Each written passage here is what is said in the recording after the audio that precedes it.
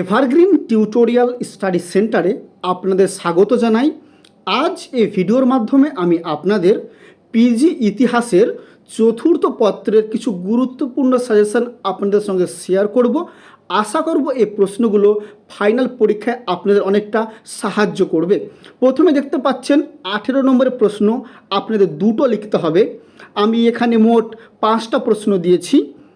ষোড়শ শতকের মানবতাবাদীরা ইতিহাসের ধারণার কতটা রূপান্তর ঘটান? অষ্টাদশ শতকের ইতিহাসবিদরা ইতিহাসের ধারণার কিভাবে পরিবর্তন সাধন করেন? 1 নম্বর প্রশ্ন গেল। 2 নম্বর প্রশ্ন হচ্ছে, অষ্টাদশ শতকের ইউরোপে জ্ঞান দীপ্তি কিভাবে ইতিহাসের ধারণার পরিবর্তন এনেছিল? এই প্রসঙ্গে ভলতেয়ার ও মন্তেস্কুর ইতিহাস চিন্তা আলোচনা করুন।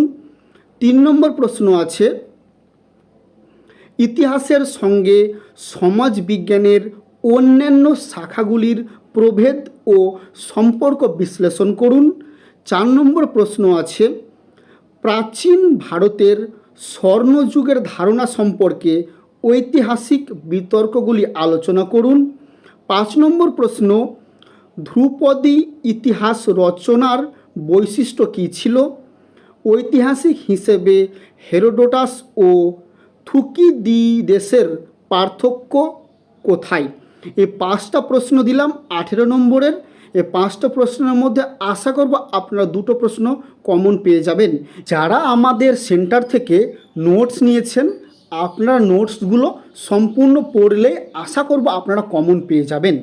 এবার চলুন আপনাদের 12 নম্বরে যে 3টে প্রশ্ন লিখতে হবে, সেই 12 নম্বরের প্রশ্নের কিছু গুরুত্বপূর্ণ সাজেশন আপনাদের সঙ্গে শেয়ার করছি। 1 নম্বর প্রশ্ন আছে, সামাজিক ইতিহাস রচনার ক্ষেত্রে ট্র্যাভেলিয়ান কেন এত বিখ্যাত, অথবা ট্র্যাভেলিয়নের অবদান কী? 2 নম্বর প্রশ্ন আছে, ইতিহাস চর্চার ক্ষেত্রে র্যাঙ্কে এর পদ্ধতি ও অবদান আলোচনা করো। 3 নম্বর প্রশ্ন, কার্ল মার্কস কিভাবে ইতিহাস ব্যাখ্যা করেছেন? 4 নম্বর প্রশ্ন, ঐতিহাসিক হিসেবে হেরোডোটাস ও থুকিডিদেসের দৃষ্টিভঙ্গির পার্থক্য কোথায়? এই গেল 12 নম্বরের প্রশ্ন। আপনাদের 12 নম্বরের 3টে প্রশ্ন লিখতে হয়।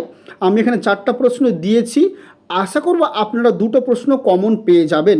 ঠিক আছে, চলুন তাহলে এবার আমি আপনাদের 7 নম্বরের কিছু প্রশ্ন দিচ্ছি।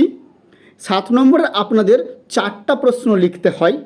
প্রথমে আছে, 19 শতকে ইতিহাস কি প্রগতির ধারণার মূল ভাব ছিল? দ্বিতীয় প্রশ্ন, জেমস মিলের প্রাচ্যদেশীয় স্বৈরতন্ত্রের তথ্যটি আলোচনা করুন।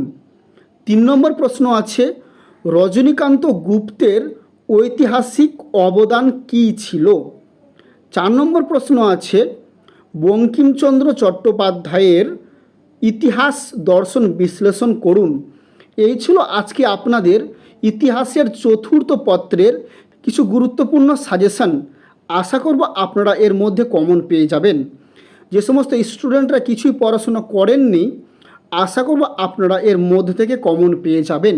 এবং যে সমস্ত স্টুডেন্টরা আমাদের সেন্টার থেকে নোটস নিয়েছেন, আপনারা সম্পূর্ণ নোটসটি ভালো করে পড়ুন। আশা করব আপনারা সমস্ত সাজেশনগুলোই কমন পেয়ে যাবেন।